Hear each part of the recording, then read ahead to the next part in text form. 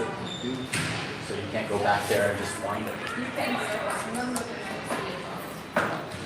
what should they just move that through? Sometimes it's how it works. Yeah. Let's see what this looks like. Do I just mess it up by plugging it in? I guess.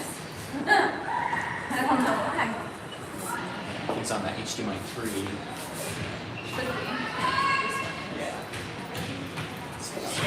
Power.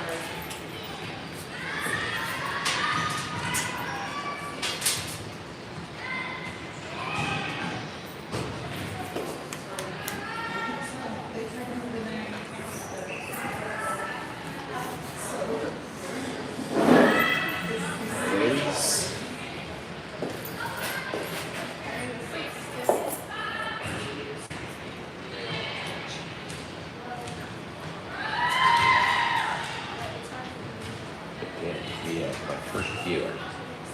You like it?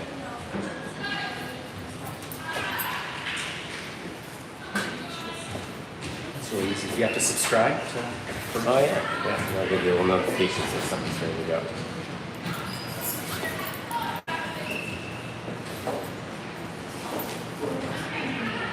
What's that?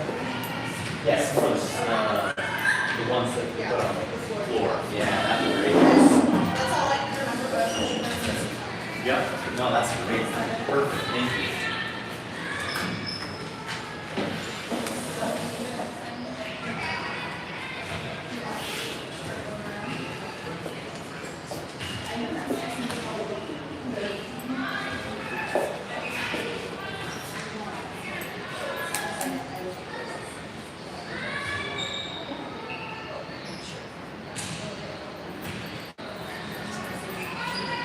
Are you putting that super tight on the screen? I can do wherever you want. Yeah, we can get you the same way. Either way, what do you think? Is it better? Like I can open like a PDF of the PowerPoint. Yeah, well, let's get that. I'll get you in there too.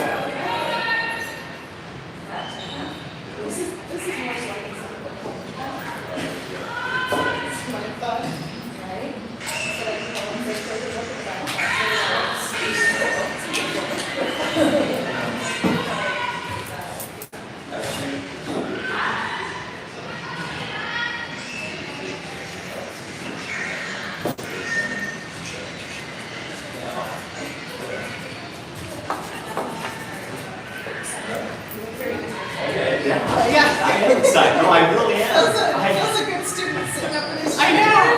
I tried. Yeah.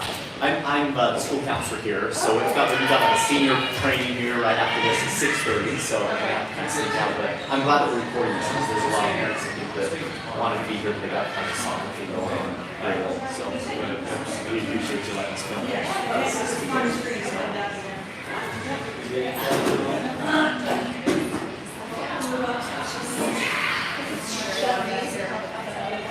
Yeah, so I'm just cutting out the mind. You want to show us? Practicing a little bit. Oh, wow, that clock is not right. Okay.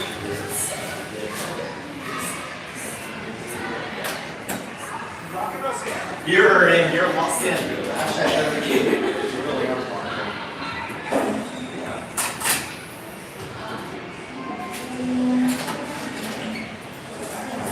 It's still So I can say only if the students are here, or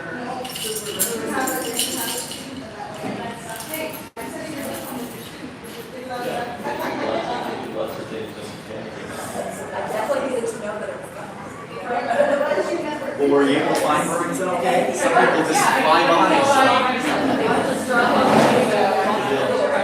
Hey, that's all right. That works too. Yeah. My brother and I, when we interviewed here, we had a hard time finding it, right? I It's really right easy to pull by. up. Yeah. It was before they had like the new school and this. There were lots of modulars, and it just didn't look like a school that we were used to in Salt Lake. And I remember going all the way up past town, and then turning to my wife like, that was in it. That wasn't just a baseball field. So where did you guys grow up? Salt Lake. Okay. Yeah. It's pretty up there too. Yeah. You got the- So you probably get large schools, small schools, everything in between? My biggest was 2,800 as a student qualified. So that was ready to support our mom. So that was like, I'm not usually like a really comfortable, but like you have both sides of the table and you're very solid. Yeah. Oh, I'm sure. Yeah.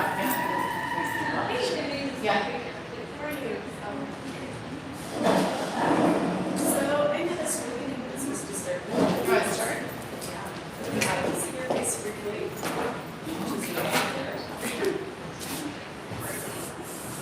Well, thank you for coming. We're excited, so we're going to get started because I know we don't have much time before the seniors' night, right? Is that what it is? College night, 6:30. something? Yeah, but we take it all the time to eat. So we are excited to have Dr. Strohman here visiting, and she is going to be presenting on technology and how that affects our students and our children and in the minds. So we will let her get started. Those of you, can you please make sure to sign in, and that way I can get you a copy of Dr. Strohman's book. So, thank you.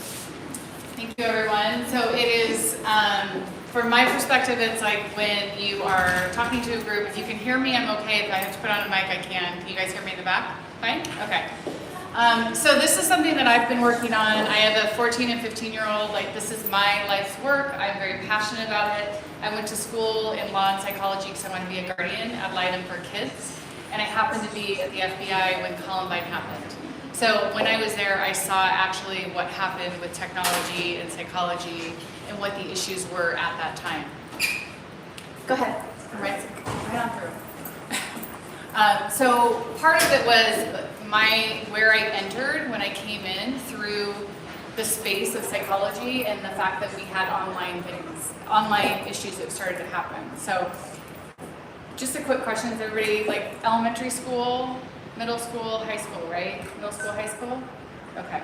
All right. So I will let you know, like from the littles in the back, there's a couple of slides that you may not want them to see, but just so you know. One of the things that I talk about a lot when I'm talking to parents is that whether you're a parent, a grandparent, or you remember your kids at this age, when your children are small and they're infants, like that is like the biggest issue of where they need that time, that connection, that eye contact. So when we have parents that are going through and the parents are actually on their devices, right? Today I had 2 classes, the middle school and the high school in Cowley, and I asked all of the kids, how many of you think that your parents are on their devices too much? And like all of the kids, of course, raised their hands and wanted to bust their parents for doing that, right? But it starts here, like if we're not teaching them that we need to connect, we need to be a part of those things for other people. Okay. So toddlers, obviously the same thing, like that's where they start to leave us. They start to like go out, explore. Those are like natural things for them to do. It's very frustrating as a parent sometimes, but just like they explore in real life, they explore on devices if they have access to them. So you have to remember that there are 7.8 billion people in the world. 4.2 billion of them are online every day. My work at the FBI was in the profiling unit, and I worked on homicidal pedophilia. I used to be scared of the white vans that used to drive down the streets, and now I'm scared of what our young children are doing online, because that is where they are now going. So you have about 800,000 online every day that are just looking for kids that are not supervised online. Preschoolers, same things, like they start to create that independence, like depending on where they're going to preschool. The child elementary school, this is where you start to see kind of the emotional issues with kids. Like typically up until your preschool area, you might have some tantrums, things like that, but they're usually things that we're managing as parents. Once you get into elementary school, the statistics and the information that came out after COVID, what we saw in that elementary school age was a huge increase. There's like a 300% increase in feelings of hopelessness, self-harm, and feelings of suicidal ideation. So we've got a lot of kids didn't have what you guys all have, where they could go out on their bikes and be in fields and all of that stuff. A lot of them were like locked down. I was talking to Crystal earlier, and she's like, we don't really think of that point of view. We don't think about the fact that they might have been in apartments, they might have been in abusive situations, and they couldn't get out. So we're still recovering from that. And then obviously teenagers and cell phones, in my opinion, it's a very challenging world. The issue is that it is not going to go backwards, right? Meta is here. We will be actually having to deal with this. We are going to go into a VR world that's coming up. Everybody is fighting for time to get the attention of our children. So what we have to do is understand how to do that in a safe way. How do we do that in a way that we are doing things as parents the same way we would do when they were crossing the street or they're making food choices and things like that. So part of it is understanding like our role in it too. So I'll play a short little funny video just because I have it. Oh, it's so nice to all be sitting down together. You can tell me something they did today. I drew a horsey. Good for you, son. I started smoking. I love you too, sweetheart. I got a tramp stamp. I'm getting implants. I'm dating your brother. Uh-huh. I'm cooking meth in the basement. Great idea, kiddo. That's why you're so popular at school. So I think we can all agree, right? Like, are we attached and attuned at the same time, right? And so Will Ferrell obviously is very funny. We're all in this together, and I go all across the United States. I've actually gone international. This is a global issue. This is not our issue or your issue. Everybody's having this issue because it is an unfair advantage that they have. They actually hire whatever if you want to call them behavioral psychologists, you want to call them interest engineers. There's lots of different labels for it, but they go in and they understand the areas that our children need to have that attention, right? As they're developing themselves, they need to figure out who they are in life. And if they're growing up, particularly here in Burlington, right, they can see the rest of the world. So that's exciting for them. We want them to see some of the rest of the world. But we only want them to see the right parts. We don't want them to see the bad parts, right? So how do we help them make those choices in their own without it? This is CDC data, however you feel about the CDC. I like their data. I'm a data person. This is from high school students who are sad and hopeless through 2021. So this is 1999. The blue graph is sad or hopeless, and the red graph is having suicidal thoughts or ideations. I overlaid when Instagram came out, which was 2010, and then you've got Snapchat, which was in 2011, and then anybody want to guess what the big spike, what would have come out? TikTok. Yep, TikTok, right? You cannot say it's causative, but I'm telling you right now, I've been doing this for almost 20 years. It is related because I see teenagers in my practice. The more time that they are on these platforms, the higher levels of anxiety and the higher levels of stress that they have. I also did self-harm and completed suicide. So this is from emergency rooms. The blue one is self-harm and the red is suicide. And I put them in again here where you can see where these different platforms are and where these kids are going. A lot of it is what are we influencing our children with? What is the information that is coming in? What used to be family first, usually school, and then church or community. Those were our top 3 influences of our children. That was the moral compass that they were absorbing and taking into their lives. Today, the average child has their own device by 6 in the United States. The minute you give them their own device, if it's an old phone of yours or things like that, they have the ability, if they have Wi-Fi, to go anywhere they want in the world. So you have to think about what is the information coming into them. How are they going to be able to process that? And are they ready to process that?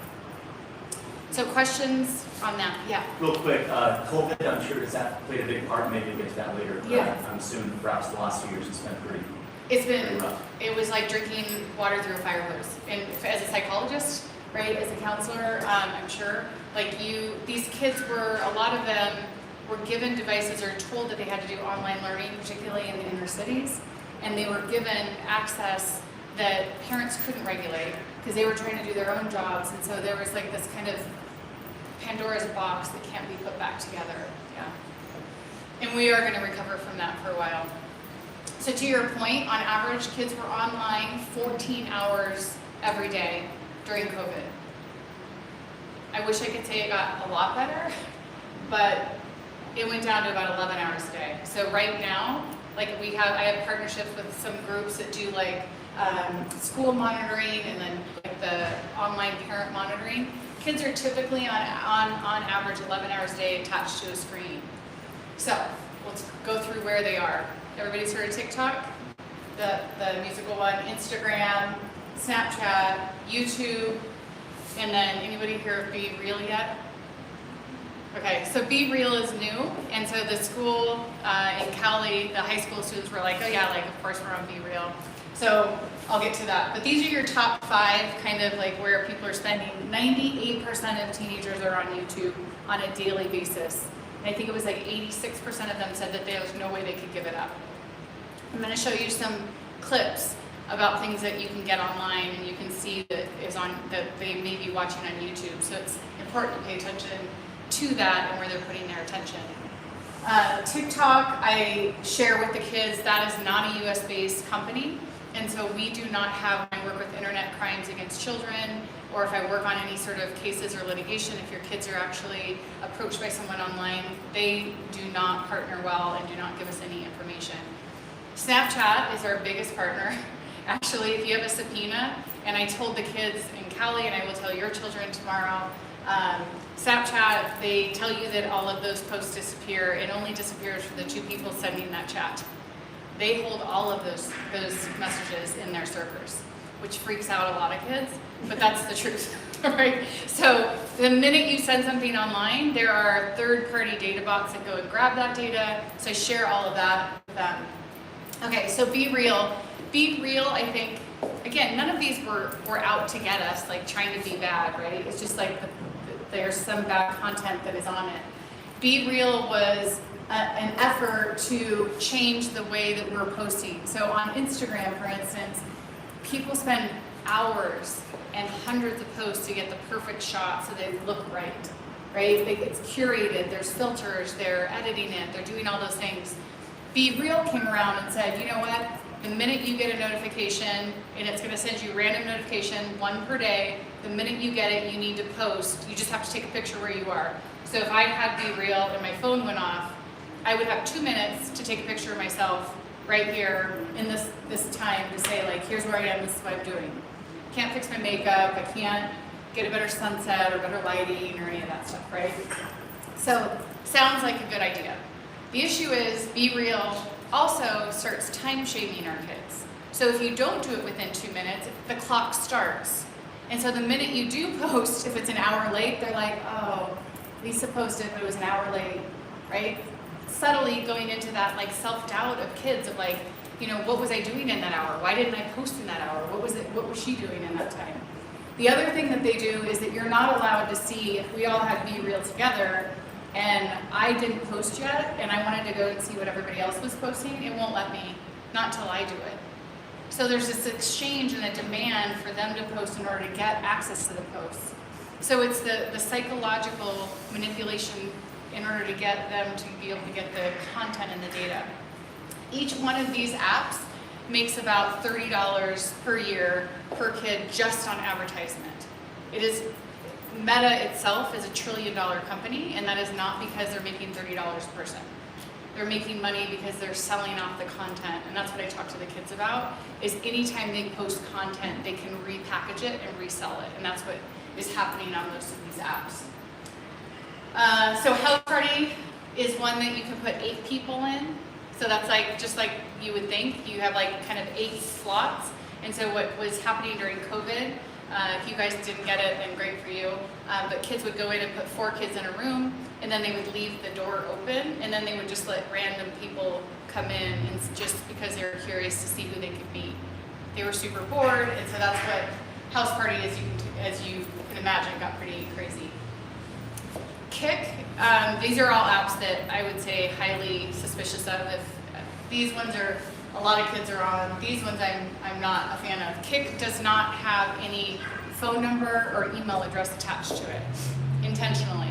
So it runs off of an IP address, and if you have somebody using Kick, a lot of times when I see Kick, it's because they are doing drug drops or they're doing like hookups or trafficking on Kick. So it is definitely one that there's no reason a kid needs to be on Kick. Likey is basically a dating, like a Tinder for kids. That's how they use it. So you definitely don't want your kids on that app. But it's like a short video that you can post things on. It just gets very, very kind of intense. Yik Yak is an anonymous posting. So like if you haven't seen Yik Yak, that's awesome. But it was like the old chat roulette, whereby if I wanted to say something about the superintendent and I like could go in there, I could post something and it doesn't attach to me and he has no idea who did it. Although it gleefully lets him know that I posted something about him, right? So it's like that kind of like, it's like a secretive like bullying site that's turned into it. And then WhatsApp is international. So WhatsApp is an end-to-end encryption. So that one is really, all of the tech guys use that one because it is encrypted. And then the bottom ones are the Xbox, PlayStation, Twitch, all of those things. The one on the right is Discord. Do anybody use Discord? Yeah. So Discord is like it's like a chat. It's like a server. So you can create a Discord server so that nobody else can be in that chat. Whereby on PlayStation and Xbox, sometimes like that's a public chat if you're on a public stream. Discord you can lock down. But just as much as you can lock down and have a private server for Discord, you can have a public server and let people in. And so you just have to be really careful in those. But this is kind of where all the kids are spending time.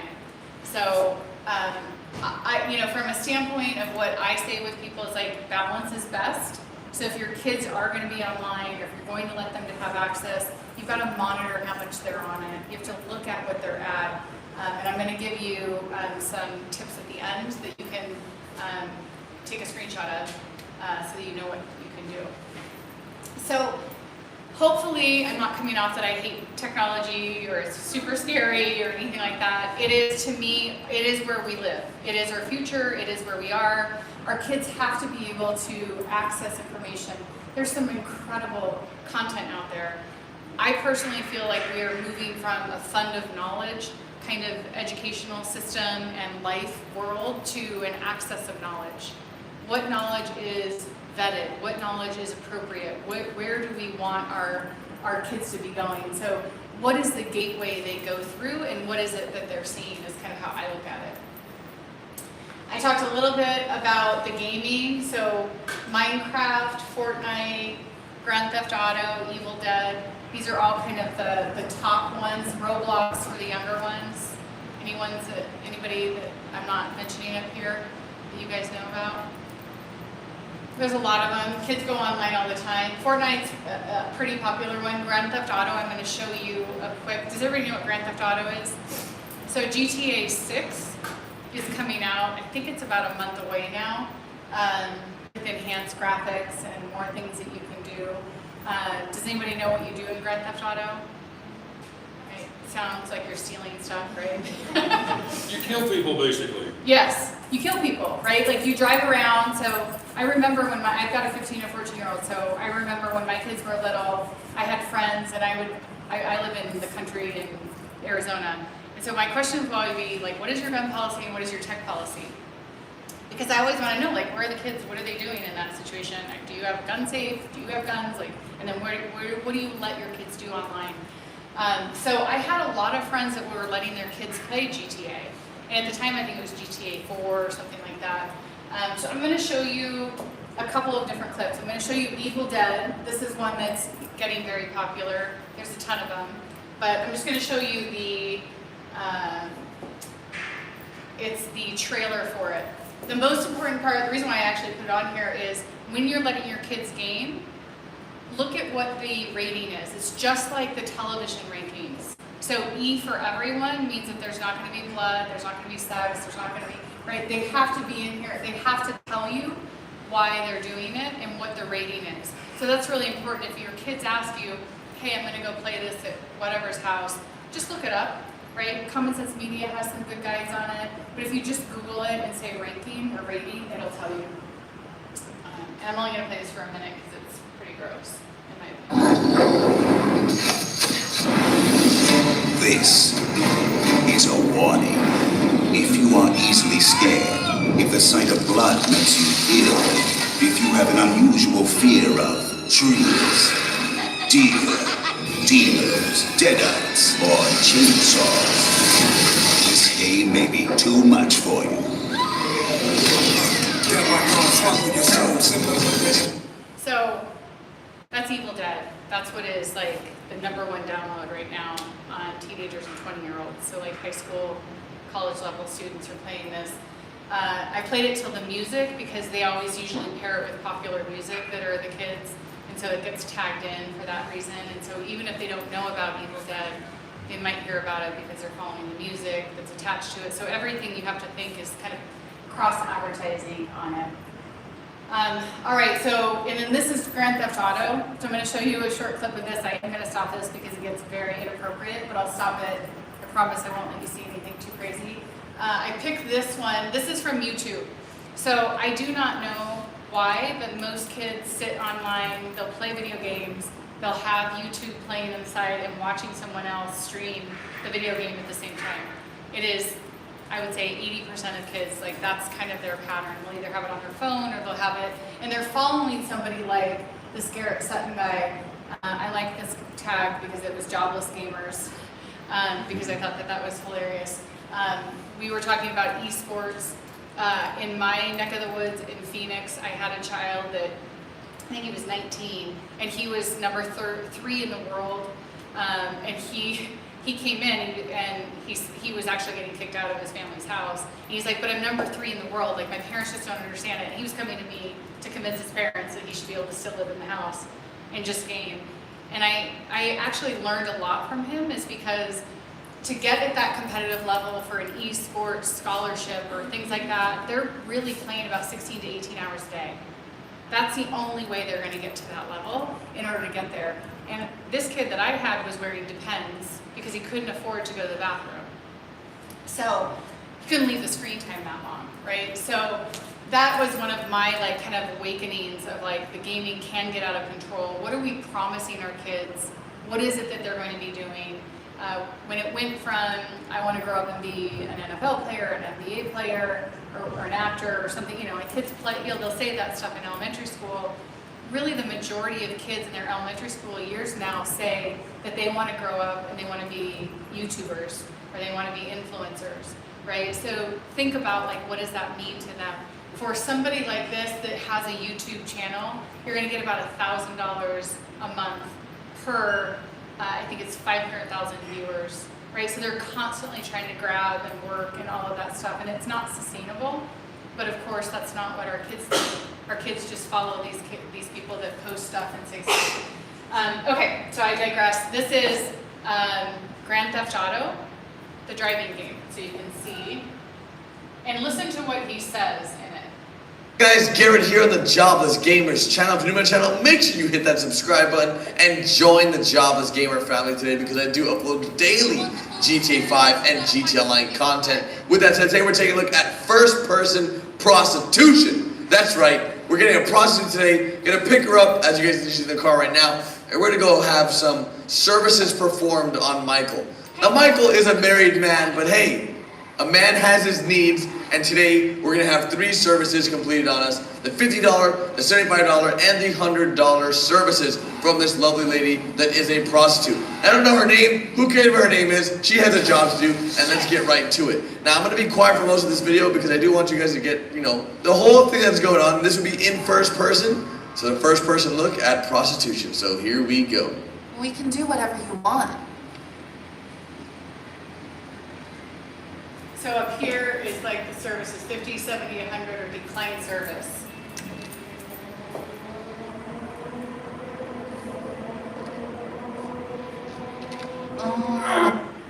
So that's how it starts, right? This is what is on YouTube, right? That's GTA 5. GTA 6 is gonna have better graphics. It's gonna have more information. Think about all the things that were said. Oh, Michael's a married man, but hey, that's okay. Right? Think about what that is telling our children, right? This whole generation that's growing up and they're getting this.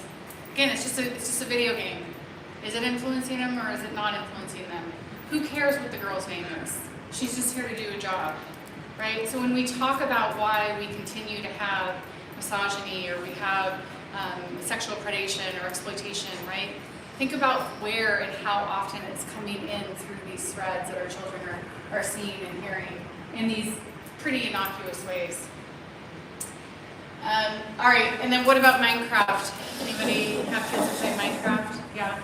So Minecraft, I was really excited. Minecraft, Roblox, Farmville, right? These are all just kids, right? It's just graphics. They look like little Legos. You go in and you can like build on it. But the minute that you put yourself into a space where you're putting kids in a collected area, you're gonna get creeps that are gonna go in there and hack it, and they're gonna do, this is Minecraft porn, and that's what it looks like. And they'll go in and they'll put naked characters in there, and they'll go in and they'll start to jump on and try to exploit your child online, start chats with them, things like that, see what they can get out of it, right? Farmville, like I was like, how did they ruin Farmville? So again, like part of it is understanding like where are our kids? Our kids are not asking for this, right? They're in these safe places. I'm the crazy mom when I go to like Disneyland or somewhere where there's like a bunch of kids and everybody should be the happiest place on earth.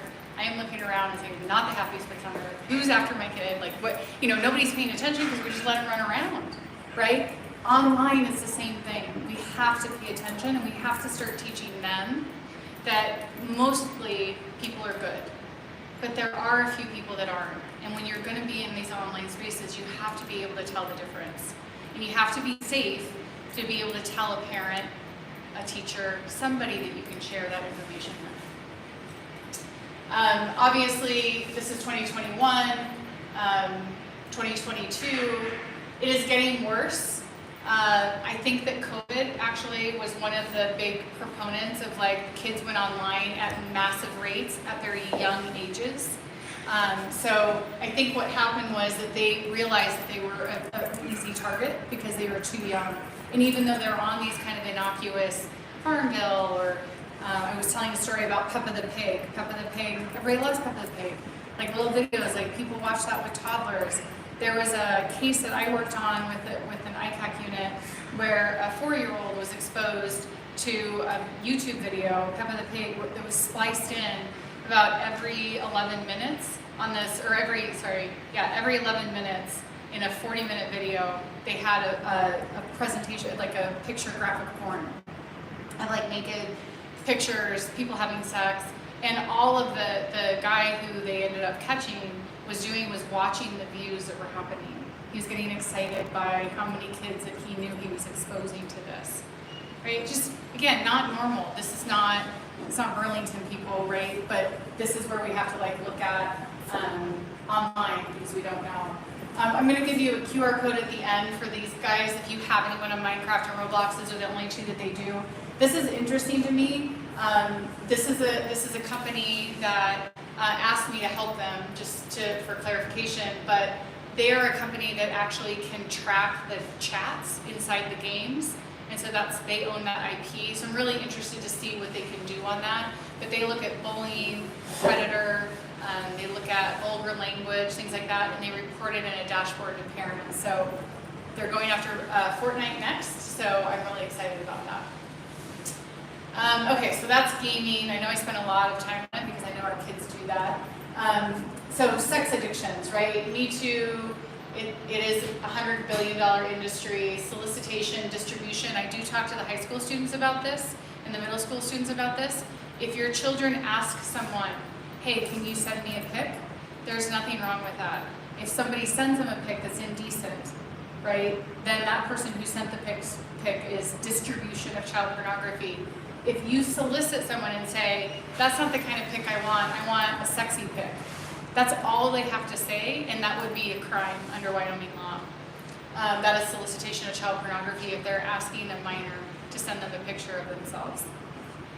Streaming apps, the streaming apps that are out there, Live Me, things like that. If you, again, pay attention to the history of where your kids are, the streaming apps scare me because they are live. And so if your kids are in their room, usually it's always in a bedroom or a bathroom. That's where I see all these kind of streams that have them. If they're in there with the door closed, to me it's like nothing good happens after midnight, right? Think about if they're closing their door and they have technology in their bedroom. It's not usually a good combination. And then trafficking, The trafficking piece, like this is where a lot of people think about human trafficking as picking up people, but what we see now is there's a lot of trafficking that's occurring, which is an exchange. I go over this in detail with the kids, but anytime you have somebody who asks you for something, so if I get an image from you and then I tell you that I'm going to charge you for it or I want more images for it, that is considered a trafficking event because now you own that person and that person is now in debt to you, right? So what's happening is we have a lot of people going online. I'm trying to teach the kids on how to look at who they connect online, but if you're on Instagram and somebody connects to you and it's a cute little, looks like a 14-year-old, and she's really into you, and you're a 14-year-old boy, and she's super interested in everything, and you look at her like posts, right? Typically what you see is there's a lot of communication and a lot of flattery that happens, which mostly 14-year-old kids don't do. And then you see the fact that they actually don't have any posts, and they actually don't really have anybody that is following them. They only have people that they're following. So in these trafficking circles, what happens is they'll either find a young lady or a young man. Right now, we've had in the last 18 months, mostly boys are getting targeted. I have no idea why, but they are getting targeted. So they'll send them a picture that they found online. They send them a request. The boy ends up liking them. The person convinces them to send them a nude picture or a picture of them from the waist down. And then once that happens, they have already created a relationship with this child. So once they are connected on Instagram or once they're connected on Snapchat, they now have connection to all of those friends. So we had one school in Nebraska with a hockey player. He connected with one of these people, and within 24 hours, that person had 48 other kids that they were connected to. And by the time it happened with one, there were 7 other kids that actually got targeted and had this extortion. And they are following up on it. What is new to me in the last 18 months is that when they tell your child, if you don't send me more pics or you don't send me X amount of money, which is either through Cash App or Bitcoin or something like that, which is their money demand, they say, I'm going to send it to everyone in your friend group, and they are doing it, which is of course devastating for young teenage kids if you know that you have a picture of yourself exposed because they put the name of the kid and then they send it out to everybody in their contact group. So that's to me what I see happening. These pictures right here, where you see the girl with the kissy lips, or Jessica over in the corner where she has just like a bra on, there are AI technologies and algorithms that go in and pull that information. It doesn't matter. These are mostly from like Snapchat, but if you have pictures like this online, so the selfies with the kissy lips, that there's a whole cottage industry that go in and all they do is from a computer-based scan those posts. So again, remember, you agree to that. I teach the kids this. You agree that anything you post online is public. So they resell that. That information goes out there and they start targeting these kids and then they start putting them into databases, right? So Grace and Jessica were 2 girls from what was a Snap, it was like a Snap model. So they basically would find girls like this that they knew were like willing to be a little bit more risky. They would actually offer them a contract in order to post. They could become a Snap model. Then they would give them 80% of the dollars. They would keep 20% just for giving them the business. And then they would start to nudge them all the time, telling them the pictures that you're posting aren't getting a lot of attention. You might want to amp up the number of posts that you do, right? And so it basically was just encouraging these young women to go online and become more and more risque. We did get that one taken down, but again, it's like whack-a-mole. And that's what these streaming apps tend to do. This picture I put up here because I didn't want to forget the VR technologies. Does anybody have a VR headset? Yeah, so super cool stuff that you can do on VR. Super cool games, things like that.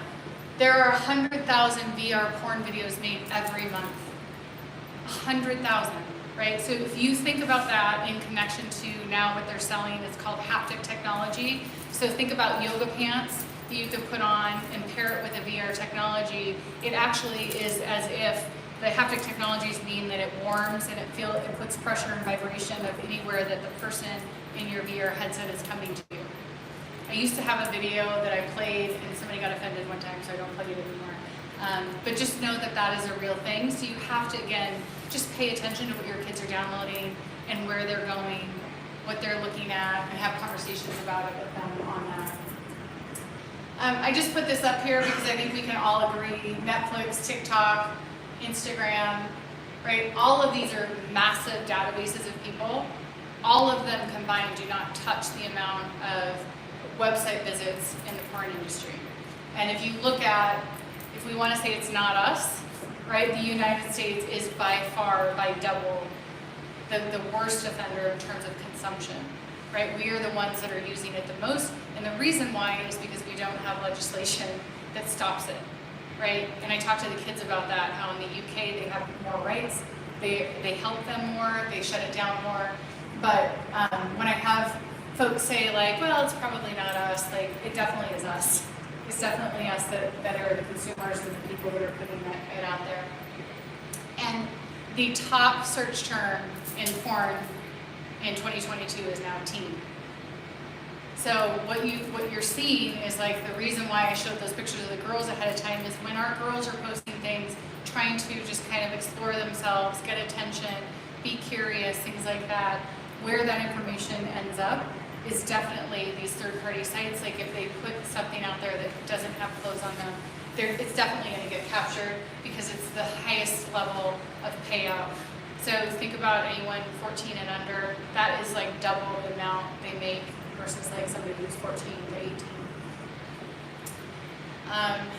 Disordered eating. Has anybody seen this in the counselor? No. A lot of this was in COVID. I think kids, like, again, maybe not here as much, but like there was like a lot of trends that came out. But this Insta Perfection, this is actually an anorexia website that a kid made, which I thought was like really pretty. I was like, that's a lot of work to do it.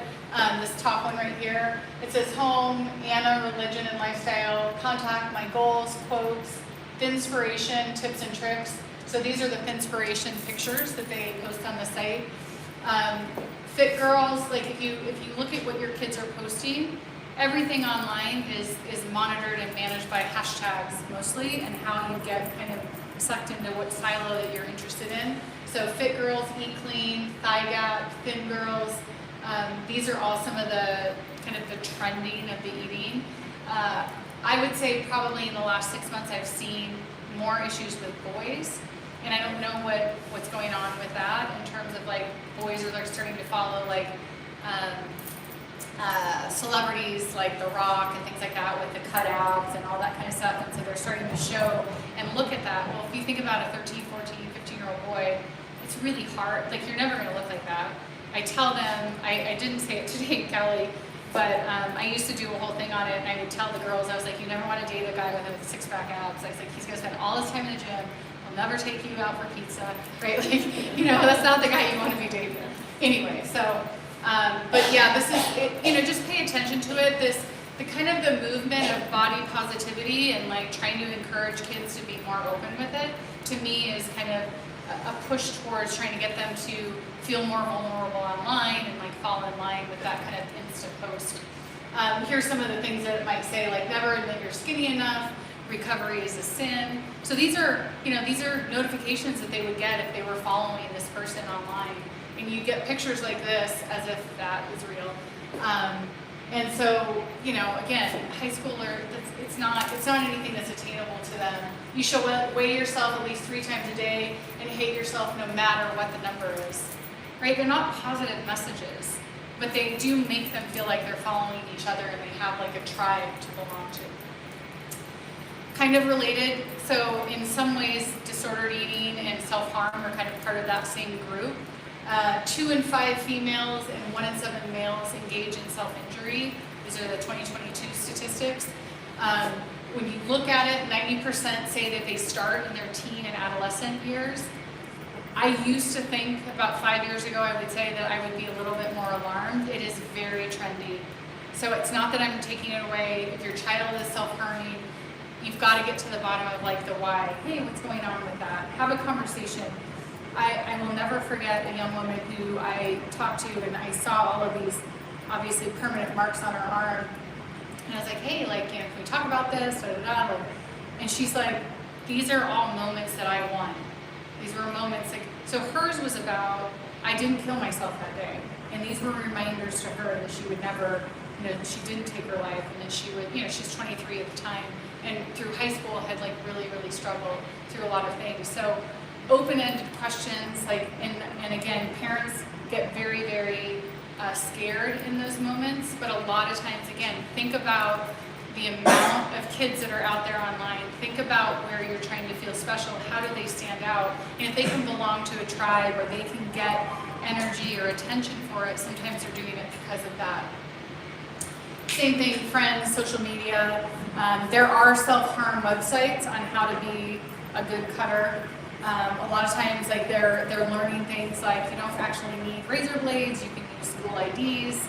You can use erasers, like lots of different things that they're using. So, just again, like, it's paying attention to exactly where they are and what they're paying attention to. So the impact. 80% of children under 15 are going to be exposed to something. Bullying, sex trafficking, pornography. Of those that are harmed that do not say anything, 50% of them go on to have other things that happen to them. If we do not catch it early, there will be larger significant issues that happen. Those are the cases where we see a lot of the self-harm and suicidal tendencies in them. Second leading cause of death between 10 and 19-year-olds is now suicide. It has been now suicide for a while. We had a little bit of a reprieve during COVID because kids weren't by themselves. Obviously, number one is still car accidents, but this is still a big issue for kids. Self-harming, suicidal thinking has gone up more than 225% in elementary and middle school. It is going so much younger, right? The fact that we have 8 and 9-year-olds taking their lives is like terrifying to me. But you have to ask yourself, like, what is it that we're doing? What has shifted? What is changing? Why is it going younger? And what is it that they need a break from? Obviously, their ability to self-regulate, we as parents are their frontal lobe. We have to be the ones who say, you know what, you need to have some broccoli with that pasta, with some of the chicken, right? We are the ones who like set the kind of tone of like what is healthy and not healthy.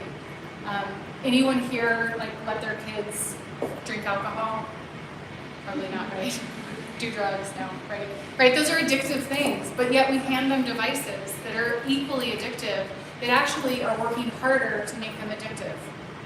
Right? So we have to think about that. We can't get away from them being on technology. It is that ship has failed, but we can understand that the industry themselves, and we can get the kids to understand that they are actually being used as a product by the industry. I keep trying to get them to all band together. That's my dream, to get them to come together and go against the tech industry. So depression, anxiety, grief, all the main emotional signs that you see when you see a kid that's online or they're getting influenced or something too much. The depression, obviously, one of the things that the sad, hopeless, all of that stuff. But when you start to see a kid withdraw, you start to see a kid not want to go hang out with their friends anymore. You start to see them go in their room more and more.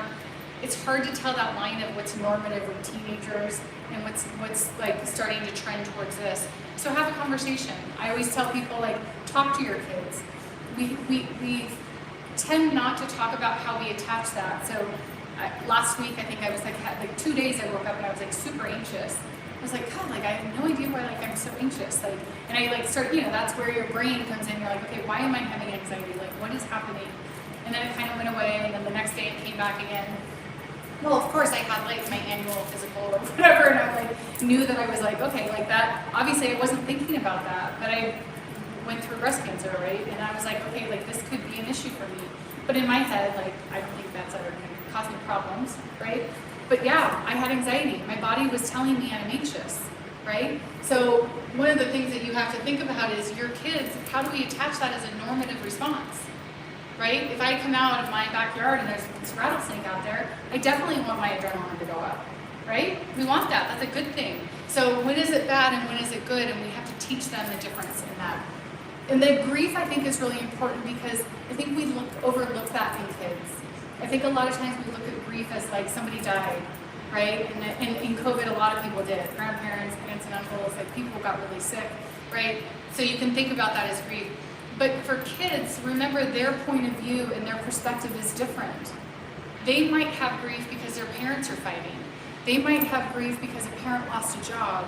They might be suffering from grief because they lost one of their favorite teachers in like this horrific kind of academic like issue that's going on in our nation, right? Like there's a lot of reasons why when I'm sitting in an office with a kid, they explain to me exactly why they're having grief, but we don't really talk to them about what's normative in it, right? We don't talk to I had a 17-year-old call me today, burst in tears, her boyfriend broke up with her, and she was like really crying. I was like, wow, it sounds like you're super sad. She's like, yeah, I can't stop crying. I was like, yeah, he just broke up with you. You should be sad. Like, this is okay. Like, you know, like this is your high school boyfriend who went off to college, of course, and everybody knows what happens when that happens. But I was like, yeah, it's okay to feel sad, right? You should feel sad. Behavioral signs, what the emotional signs look like are disrespect. So your kid starts acting out a lot of times when they're uncomfortable, which is parents like lights us up and we get angry about it. The hopelessness, that kind of apathetic, I don't really care, like, right? Anticipate what it is that might be causing that. Anticipate it on our end of like, oh, like are they in a good mood until they like get their phone after 7 a.m. or are they in a good mood? Or, you know, kind of anticipate, is it after they go to cheer practice or is it after they come back from a sporting event? Maybe there's some kids on the team that are bullying them. So anticipate and figure out what those triggers are for them. And then recklessness. Oh my gosh, like it's like the high school age, right? They already get reckless, but when they're feeling emotionally unregulated, it is like on steroids. So a lot of times parents will come to me and they're like, I think my kid has ADHD. I was like, how was he in elementary school? Or how was she in elementary school? Not a problem, didn't have any problem, right? So in high school, middle school, a lot of times that recklessness and that kind of hyper focus and that attention or whatever can be that they just can't handle what's going on in their life and they don't know how to talk about it. So those are kind of the things that it looks like for us as parents that we should pay attention to. And then I put these pictures up because a lot of times people say, well, it's not going to be my kid. And these are all kids that lost their struggle. These are all kids that decided that it was too much. Successful. This one, you know, the young girl, the brunette on the bottom, the last one that went up, she was on a reality TV show and had 1.5 million viewers. Still not enough, right? It still that didn't solve her problems, right? And the issue with, these are like straight from my heart. Gabriel was 8 years old. He was in a school and he was being bullied on a daily basis. It happens to all of us. I was incessant. I had the worst bus experience of my life as a child. But I got to go home, right? I got to go home off of the bus and I would have cookies with my grandma, I'd play with my dog, and I didn't have a cell phone pinging me and telling me what it looked like for me to get my butt kicked at school. This young man would get beat up at school every day and then he would be texted and messaged and told what he looked like every day after school. There's just no break, right? No break for them.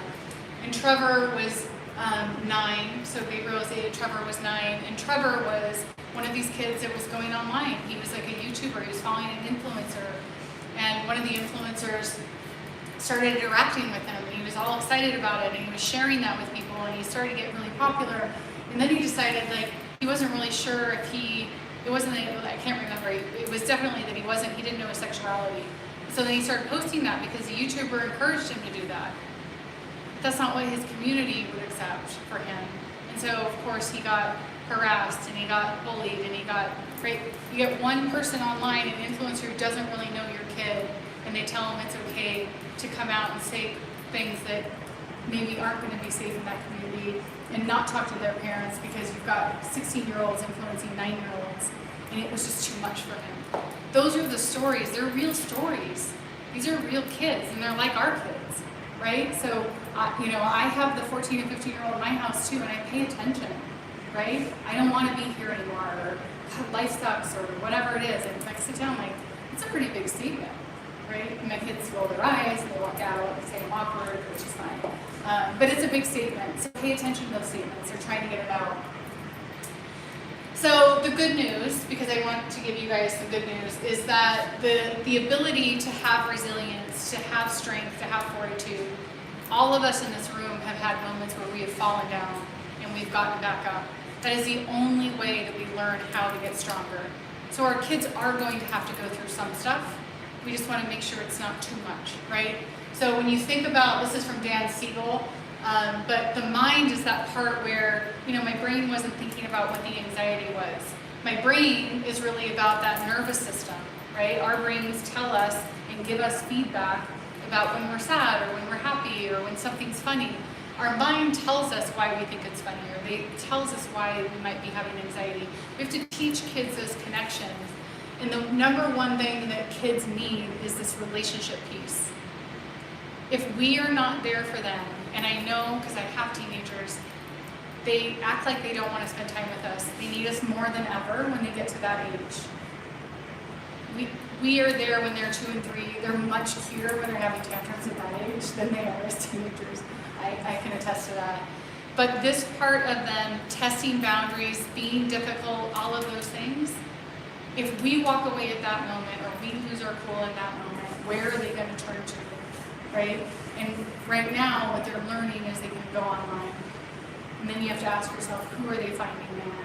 What are they going to find as a safe place? So the relationship piece, this is a solvable problem if we all come together and we create that safety net for our kids. So tips. Establish limits in your homes, like Tech-Free Tuesday. That's what we do in our house. We play board games. I was telling the folks at lunch today, like my daughter always wants to play Monopoly because she is like the worst landlord in the world. I pray for everyone that she never owns a property because she is insistent about like just making sure that you are bankrupted at any moment. But I wouldn't have had that time with my kids if it wasn't on Tuesday. Today is Tuesday. If I was here in front of the technology and she was here, I would get called out for it. It's just one of those things, like it was when they were little, we created it. But they actually now, with their friends, invite them over to do dirt bikes and do things like that, because that's kind of like what they learned. Daily, weekly limits. So think about like how much time. So one of the first things you can start with is like, where is your screen time? How much are you guys on screen time? If you haven't actually turned that on your devices, turn it on. Where are you spending your time? Start there and then figure out, all right, do I have balance? I always say the first thing, particularly when I have high school students and kids that have been online for a while, the issue I would say is that it's hard to unwind that, but you can start that if you start to talk about balance. All right, well, if you're spending 3 hours online, are you doing 3 hours of outside music, something with friends, right? Off screen. So it's that screen time kind of thing. And then think about it as kind of a digital diet. We all know that we pay attention to what we buy in the grocery store, what our kids are eating, things like that, right? It's the same thing with our technology. Is think of it as that digital diet. The top of that pyramid, where it's like the donuts and the ice cream and all that stuff. It's like that all feels good to eat, but we couldn't do that every day, right? And be healthy. So it's the same thing with social media, gaming, that kind of fun tech. That's where you want to put the diet in. So then lead by example, meals, driving, routines, and tradition. If you're eating while you're on your device, your kids are going to learn to do that. If you're driving and texting, or you grab a phone call and you text while you're driving down the highways, your highways are so vast here. Like I can imagine, right? So, but if your kids see you doing that, right, they're going to think that that's okay for them to do it. So think about like the things that you're doing as examples for them. My daughter at one point, she was in 7th grade, so that lovely middle school years. She and we were driving somewhere and somebody was calling me. I said, "Oh, just a second." And she was in the middle of telling me something about Spanish. And she stopped me. She said, "Is that phone call really more important than me, Mom?" And I was like, wow. Yeah, that's her. Yeah, she's like that. She's very ruthless on everything. But it was true, right? And it was a reminder to me, like it isn't. This call is not more important than you, right? So we have to listen to our kids and we have to be reminded. And then community. If you feel like you are on an island by your own, if you're not winning, right? So find just, even if you have one other friend that follows the same rules, meaning we're not going to have social media, or we're not going to have Instagram, or we're not going to have TikTok, or whatever it is. If you have one other parent, your kid cannot say, I am the only one that doesn't have that, right? Because that's what they all say, right? And I'm the worst mom in the world, and like I am, you know, my kids tell me how crazy I am. But I have parents that are like, thank you for being that example. This has made it easier for me, right? So think about that. It is like a secret hidden issue in most of my clinical cases, where parents will come in and it's like having an alcoholic or a drug abuser at home, where you kind of hide it. People have holes in the wall, they're throwing devices, they're screaming at the top of their lungs. It is a hostile environment when it comes to technology, oftentimes with parents and kids. And none of us are talking about it. We're just pretending like it's fine, right? It'll blow over, things like that. You start talking about it, you start sharing and say like, hey, how do you manage this? How do you create routine, or how do you influence screen time, things like that? It gets much easier because now you have a band together. And then if you have like a church group, teen groups, I am of the belief like the reading buddy system. If you can get the high school students to mentor the younger kids, the middle schoolers or the seniors to the freshmen, they listen to each other way more than they're going to listen to someone like me or to you guys, right? They listen to their peers. And I asked today in the high school in Cali, I said, how many of you have younger siblings? And whoever, they all raised, whatever the ones raised their hands. And I said, how many of you would want your younger sibling to be on these apps? And like 3 kids, because they thought it was funny, like raise their hands. But none of them raised their hands, right? They have learned the lesson by the time they get to senior and they've had those experiences. How do we use that in our system and setting to make them peer leaders in the technology world? Okay, so you don't have to, you can take a picture of this, but I'm going to do this for iOS and Android, and there's going to be a code that is going to drop you right to this information so that you guys will have it on your web or on your phones. So screen time, number one thing I say, turn it on. This is going to tell you how to do it. You want to set a passcode. I will tell you that 4 out of 5 times kids figure out that passcode. So you have to be on like a quarterly basis of like just churning that passcode over, or create a passcode that you know that your kids cannot find. But more times than not, kids figure out a way to get past that. And one of the tricks on pastime or on screen time is if they run out of screen time, they can do it a minute at a time to continue.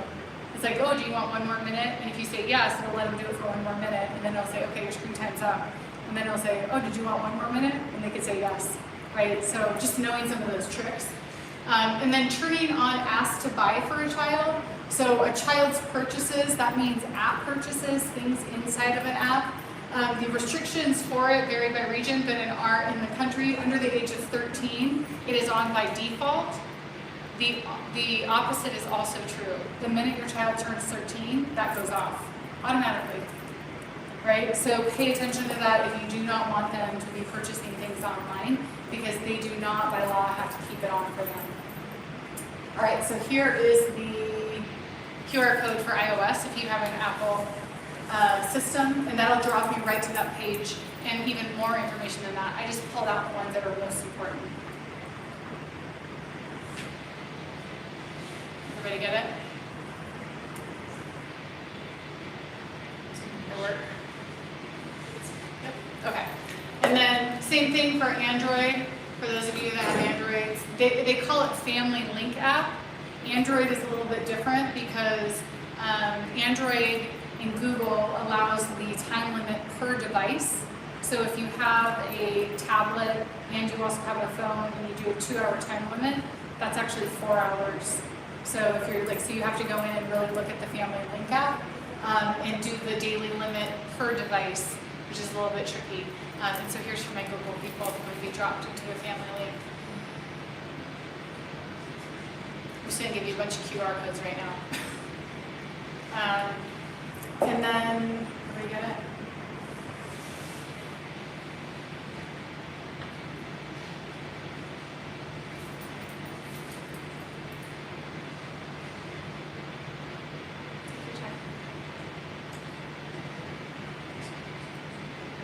I figured that it would get people there quicker if you could get it. Okay, And then if anybody has the Minecraft and Roblox, you could try it. It's up to you guys, but that's that. If you guys have that and you want the chat dashboard sent to you on like what's happening in that chat, if there's vulgar language, bullying, things like that. And if that doesn't work, then just check out GameSafe. You can check them out and see what they're doing. I'm really excited about what they're going to be able to do in the future, as well as what they're doing right now with those two issues. And then up to you guys if you want this. Motley Rice is the group that sponsored books and like has been helping. I'm helping them actually in a litigation lawsuit against Meta right now. They're trying, so Joe Rice, his granddaughter, was actually trafficked online, was extorted and was picked up and was sexually assaulted, and he said that that's enough. They found her online, and he said no more. Children should be protected. So Motley Rice, if anyone has a child that has suicide or things like that, they have a lot of resources and help if you need help in that arena. So whether or not today or anything, just remember there are people out there that are actually trying to help us. They're actually trying to like change the system and the algorithms on the back end. Did you get it? Oh, sorry. Yeah, sorry. Just about. Okay. Okay. And they have some really cool resources about online safety and stuff like that too. All right, so remember that our children are a reflection of what we give to them and what our community gives to them. They can't believe in themselves if we don't believe in them first. So the reasons why they're great kids, right? 99% of the time our kids are really good kids. 1% of the time they fall out of line, and that's like when we jump in and we worry about it. But we have to know that they need somebody to stand there. They need somebody to be there, even when they're teenagers, even when they're super moody, even when they smell bad, right? We do still have to show up. And we do have to believe in them and believe that they can make those good choices. They cannot make those good choices if they don't have the information. So they need that information, which is why I go around and talk about it.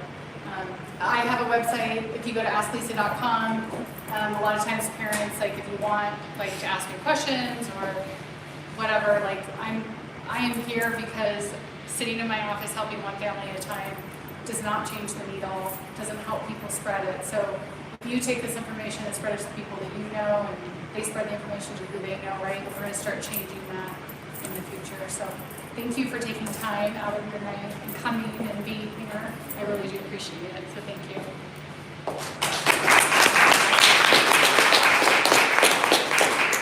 So questions, like, yes? Come. So how do you change this from what you present tomorrow? My kids are cats. Yeah. So how is it different from what? So on my Obviously some of this was kind of sketchy. Yeah. No, so for the kids presentation, I'm happy to show you the sites. I don't show them any of even the apps because I don't want to give them ideas that they don't know about, right? I go through Instagram, TikTok, and Snapchat, and then I pull up the privacy policies, and I talk to them about owning their data. I talk to them about what is legal and not legal. The biggest two issues with kids are the bullying, harassment, and the indecent posts, right? Those are the two things that gets kids. Those are the ones that get a little bit dicey in middle school, high school.